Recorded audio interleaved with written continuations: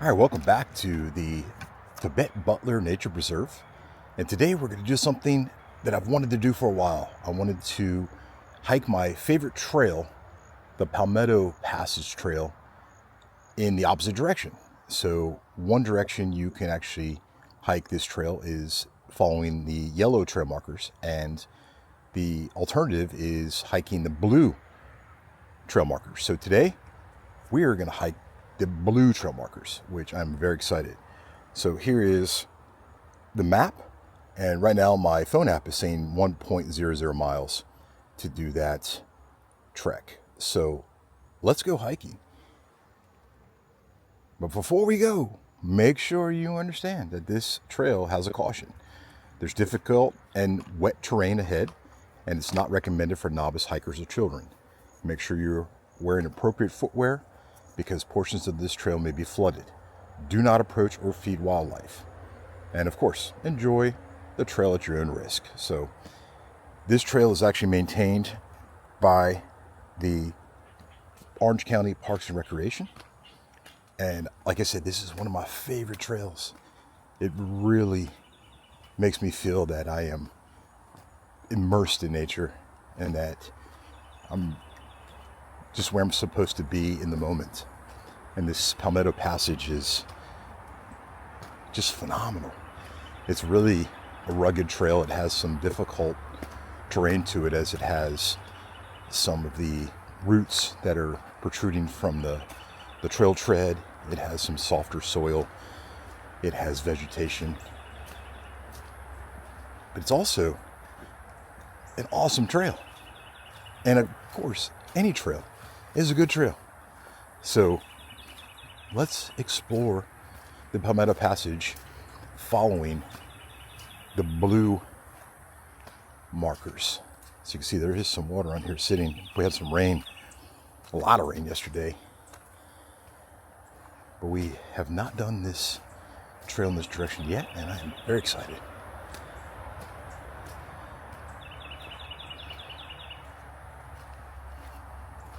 You can hear the birds chirping.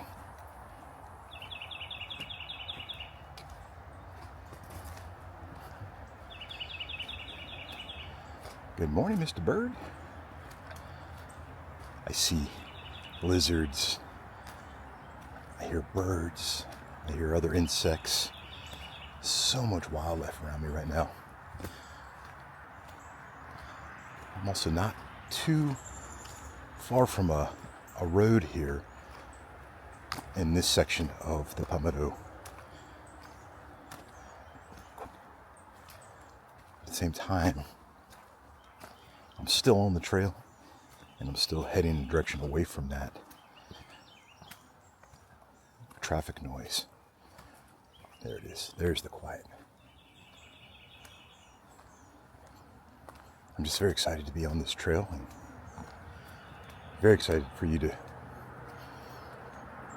be with me today experiencing this.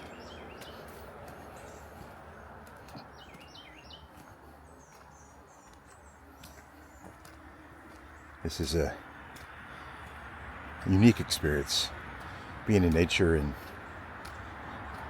just being able to escape for a couple minutes any of the stresses of life and be able to move towards being recentered in my own mind and my own well-being. And immediate benefits of hiking are apparent as soon as you step on a trailhead, and the excitement that you feel when you're reading the signage and you're making sure your bearings are correct. And as soon as you step on that trail, you don't know what you're going to encounter, from wildlife to maybe other hikers, or maybe even somebody or something in distress, and including yourself. So what are you going to do? How are you going to react? What are you going to say? What equipment do you have? You know, all these are very critical, logistical questions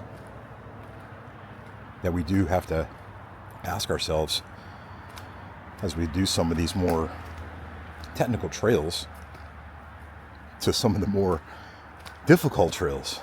And I wanted to talk to you a little bit about a recent experience on a difficult trail that was actually a beach trail. So this trail was actually something I had researched and thought I'd done all the logistics and everything to it, and planned and pre-planned and got different equipment to make sure that the hike was successful, which it was. No spoiler, it was successful. But at the same time, there was some challenges, and I wanted to discuss this with you because I think it's very important. Even though we're doing a more, I guess, easier technical trail per se today, there are those difficult trails that do require a little bit more mental, a little bit more physical. How about a lot more physical that I encountered? So I want to take you there right now with a quick recap of my beach trek and the hike that I did between New Smyrna Beach and Playa Linda Beach. Now, New Smyrna Beach is in New Smyrna, Florida, and Playa Linda Beach is in Titusville, Florida, and they're both located in the Canaveral National Seashore, which is a national park in Florida, one of several. But it is beautiful, absolutely beautiful. There's different trails there. Before you even reach the seashore and to reach the beach trail that I did recently, this trail was unique, I'll tell you.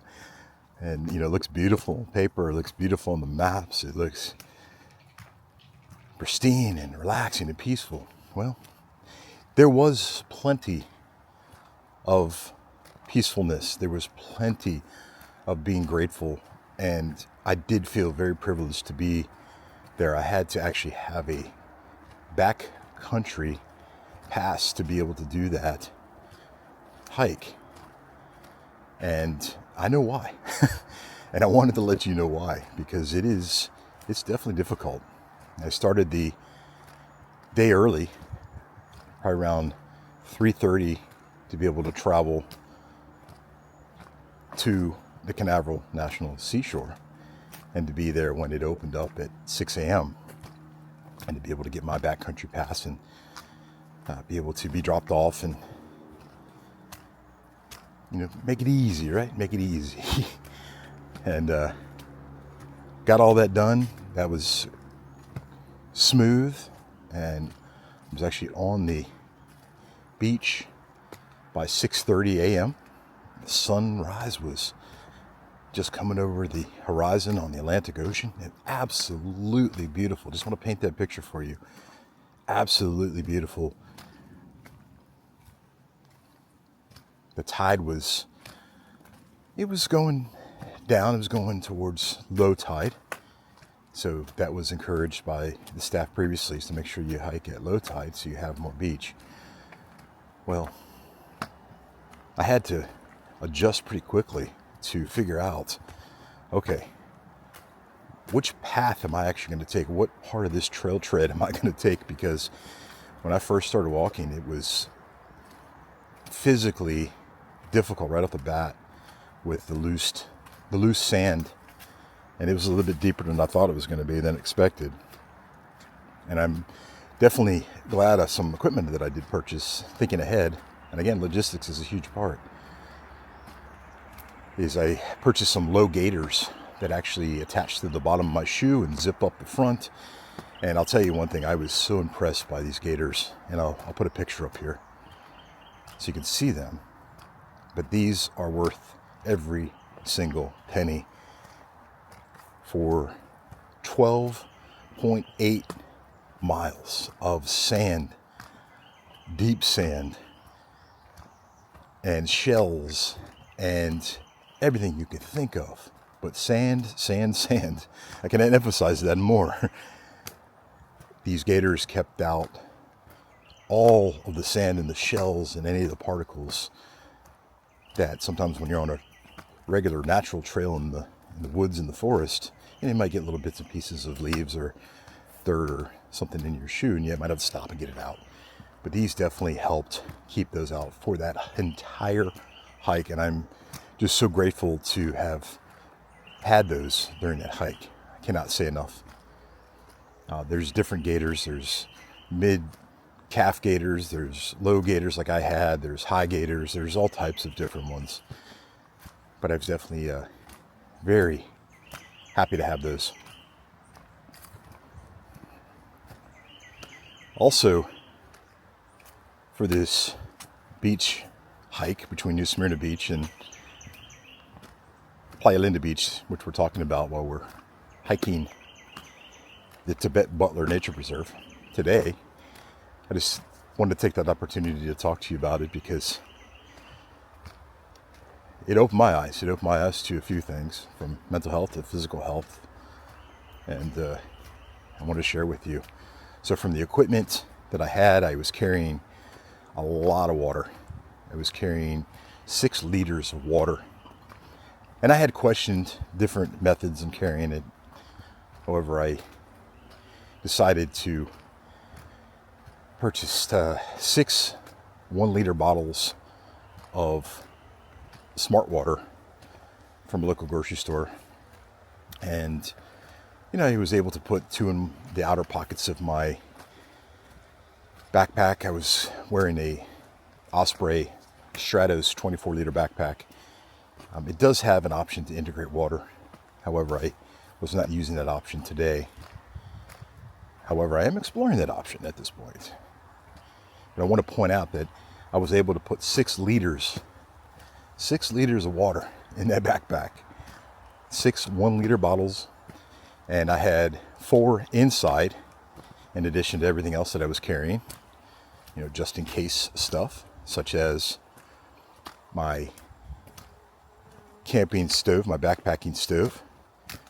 And, that's titanium, so it weighs nothing. I was also carrying fuel. I was carrying a lighter. I was carrying the MSR Pro. Oh, we just a little snake going across. He's a little too quick for me to get a video, but he's on this trail too. I'm in his neck of the woods, so I'm just a visitor.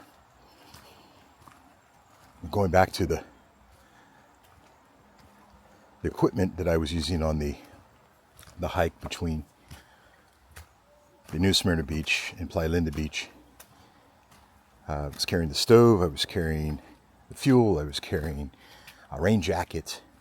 I had my Tilly hat on, which was another critical piece because that beach hike had 0 shade. 0. And even the mind and the brain looking and trying to problem solve any types of potential shade, there was none. Except for about 6 miles in, there is a actual research shack. It's a research station that is, I guess, in conjunction for the National Park staff and or volunteers that are doing any type of beach research or looking at the turtle nest. And there's several turtle nests on the way there, so which is very unique and very cool to see because you can actually see the movement of the turtles as they either approach the beach or they approach their nest. And there's one staff member that I actually did see, the only staff member I did see, on a 4-wheeler, and he was checking the nest early in the morning, which is very cool. He was very cool. He stopped to talk to me, make sure I had enough water, asked where I was hiking to, and wished me luck. But I appreciated that very much. But the equipment, going back to this, is very important. That I had, that I wish I had, and we'll get to that in just a few minutes, the wish I had part, because it can go very bad very quickly, especially in the Florida heat or in any heat. Walking on a trail like we're walking today on the Palmetto Passage at the Tibet-Butler Nature Preserve, there's shade. It feels so different than that beach hike and that full sun exposure. And, it's a moment where you got to figure out what kind of hiker are you, what kind of explorer are you. Are you a beach hiker? Are you a forest hiker? Are you a woods hiker? Are you a long trail, short trail? Well, 12.8 miles of this trail that I was doing recently definitely pushed my mental and physical limits. Even with the water that I had, I started to feel dehydrated probably about 7-8 mile into it. And my plan was obviously to drink water, as needed, but I didn't want to feel dehydrated or feel like I was thirsty. I know that's the research out there, is drink before you feel thirsty. So about every half an hour, I was drinking a half liter of water. And for the first 6 miles, it was perfect. Then after, for the rest, that was, I don't know, there's something changed. I mean, it got hotter, number one. The temperature was only supposed to be a high of 84 on that stretch of beach between New Smyrna Beach and Playa Linda Beach. But I learned later that it was definitely in the 90s, and it was felt. I was sweating a lot. I was feeling that, yes, this is definitely taking a toll physically, from a standpoint of, okay, the what ifs were popping up. What ifs? I was very close to the water, so I could cool off. I didn't have to do that if I needed to, if I got too overheated. So I had the Atlantic Ocean on my left the whole time, and basin on the right side, which is more fresh water. I'll do a little more research about that and put it out there. But I had some options, right there. And here's the thing: options were very limited, because other than that person that I saw on the four-wheeler, the national park staff member, I didn't see anybody for miles and miles. And sometimes that's unfortunate, because that's what's going to happen on a lot of these trails. You may not see anybody for miles, or you may see somebody like we're about to see here in just a second. I see him coming the opposite direction. So we'll say hello and keep hiking. But it's rare a lot of times to see folks on trails, and sometimes you do want to see them on the trails. Good morning. Good morning, sir. Does this bring us back to? It does. This brings you back to the Pine Circle Trail. So when this is actually the yellow. Okay. You look on the trees, it's yellow. Yes, sir. I'm going blue. This will take you to Pine Circle. When you hit Pine Circle, you can go right. And that will that bring us back to the parking lot? It'll take you back to the Nature Preserve. Yes. Beautiful. Yes. Thank you so All right. much. Be safe.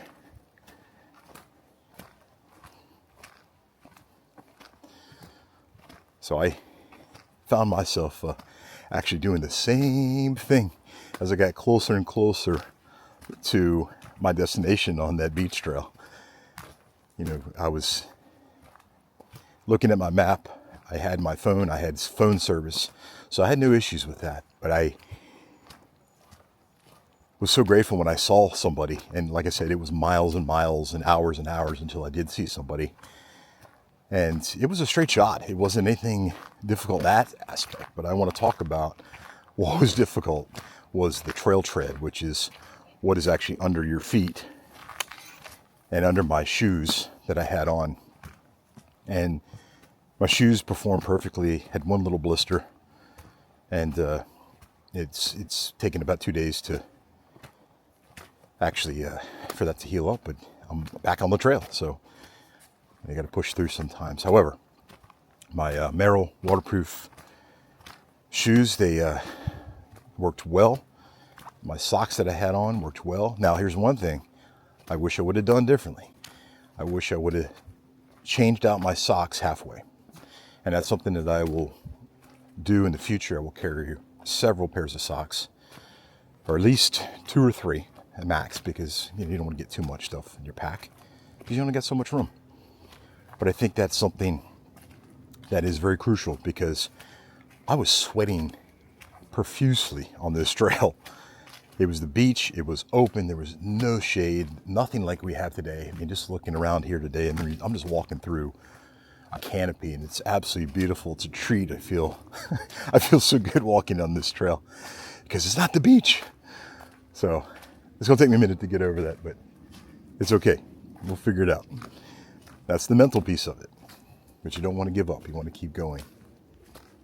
However, the idea was I was very excited when I saw people, and I was asking them, just like these folks that I saw on the trail here, how far is it to a certain destination? But I was asking how far it was to the parking lot on the other end, and I was hopeful. Some people they came in from different areas, so they were able to come in from a boat launch from the river side, and then some folks were actually doing the beach hike from the Playa Linda location, so they were going south to north towards New Smyrna Beach. And by the time I reached them, they had started a little bit later than I did in the daytime because it was an issue with parking and logistics on their end, but they still got to go hiking. And they informed me that it was probably about another 3 to 4 miles. And at that point, I was already into my 7th, 8th mile, and my water was not running low. I was feeling the effects of the heat, and I was finding myself slowing down a little bit, which was actually not difficult because the sand, the sand was, and I laugh a little bit because I'm just remembering, the sand is definitely different trail tread to walk in, especially when it's deeper. I had to find my own pathway and use what I had in front of me.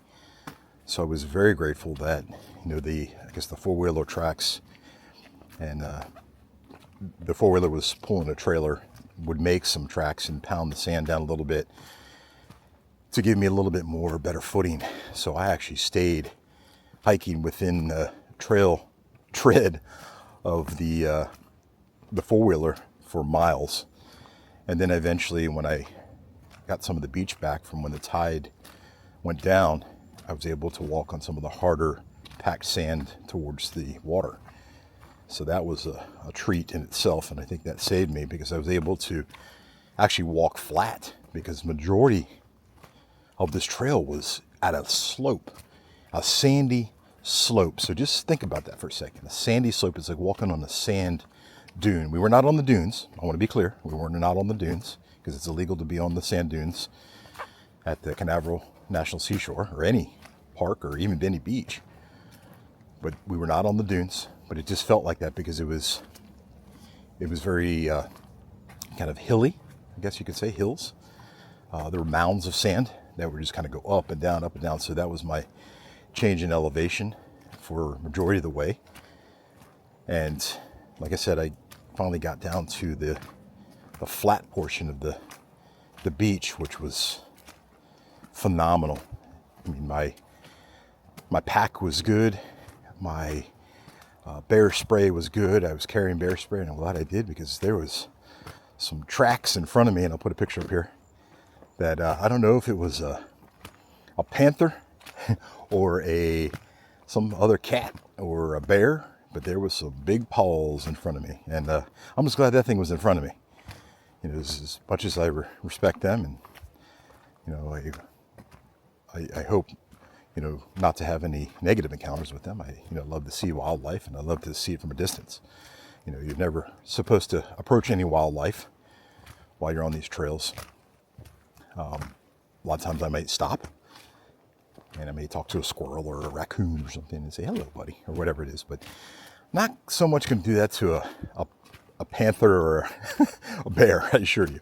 So I do carry bear spray. I do carry a SOG fixed blade knife. I do carry a bear horn.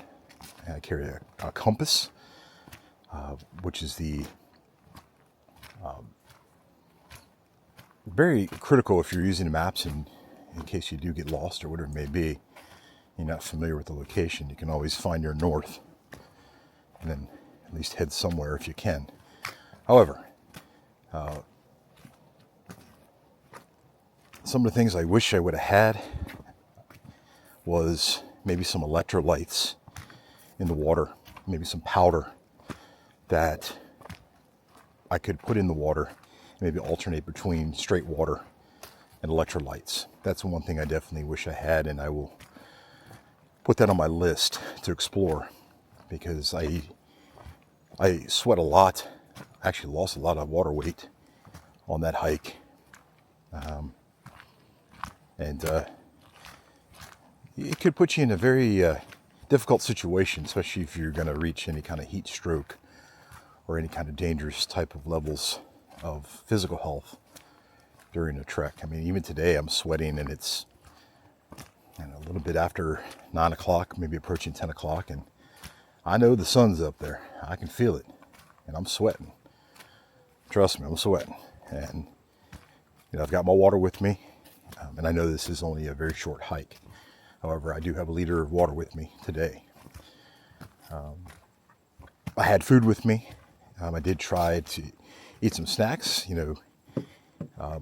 maybe some snacks with a little bit more sugar, a little bit more. I had some with protein. I had some meat sticks, turkey meat sticks. I had some protein bars, but it was, it was just enough to get me through on that end. I did bring some noodles if I needed to, in case something happens, or on the trail I could use my camping stove to heat those up and eat those. But I did not have to do that. Other equipment I wish I could have had was a portable, probably ultralight, a shelter, something that would give me shade, even an umbrella. I think that that would be something critical next time to be able to have, because there was no shade on the beach. Nowhere. There was nowhere to be found. And that mentally was concerning at a certain point, especially between probably the 9th and 12th mile in that last push. I think I probably could have done a little bit more resting at that field, I guess per se, field shack, the field office that they had there. It wasn't really an office, but it was a shelter. That did give a little bit of shade, but I got that shade early in the morning. So it was, hey, I was very grateful for it, but it was, I spent maybe 15 minutes there. I did not sit down during the hike, which was a mistake. I didn't plan any longer breaks than the one that's just stopping and getting water every half mile to a mile, and obviously when I was taking video and pictures and such. But other than that, I did not have any planned breaks, which is a big mistake. My legs felt it after the hike, my body felt it, my brain felt it, everything felt it. So really want to incorporate a planned stop, a planned break in that type of hike, especially when it's hot outside. But you got to have shade. You got to have shade. I mean, I was very thankful, like I said, for my Tilly hat. And I was very thankful for my sunglasses, my sunscreen. I was very thankful for my Columbia Omni Shade shirt and shorts. I'll tell you this, I am very thankful to Columbia Sportswear for that Omni Shade long sleeve shirt that I was able to roll up the sleeves if I needed to. And it really saved my skin. I had a little burnt area in the front of my chest area because of where the buttons were not buttoned, because it was just normal buttons buttoned down. But that was the only sun exposure that I got that whole trip, other than I was wearing shorts. But that shirt, that technology was phenomenal, and I will stay true to Columbia And I really want to say thank you to them, if they're listening. However, other items I wish I would have had probably were, I guess maybe almost, I wish they had something out there, and I'm going to research it, is almost like snowshoes, but for the sand. Because that sand was brutal to walk in. And I'm saying that with the utmost respect, because don't get me wrong, this hike that I was doing on the beach was absolutely beautiful. And I was just in awe about what I was seeing, from the turtles to the shells to just even the pieces that were washed up on the shore. And I really enjoyed it. I planned it, I hiked it, I succeeded. However, I did experience some dehydration. I did, and I'm going to be honest with you. And I was very thankful to be able to get picked up at my rendezvous point and be extracted. So that was something that was very critical to my journey. Morning.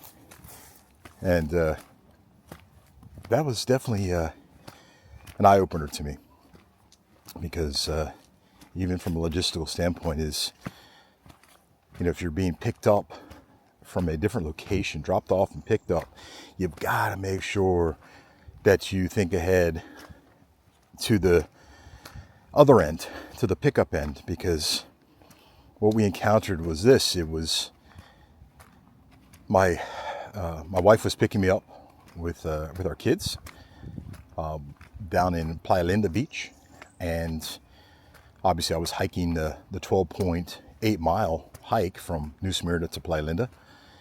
But it's not a direct shot when you're driving, because there's no real access road to it. There's no access road at all, for speaking honestly. It's not. It's pure beach. It's one of the longest stretches of beaches in Florida that is just pure natural. I did have cell phone signal. I did. There were some communication towers out there that were on the beach that were obviously using, the National Park Service is using. But other than that, I could text, I could call, I could FaceTime if I wanted to. I didn't do any FaceTime, but I did do a call, text some pictures.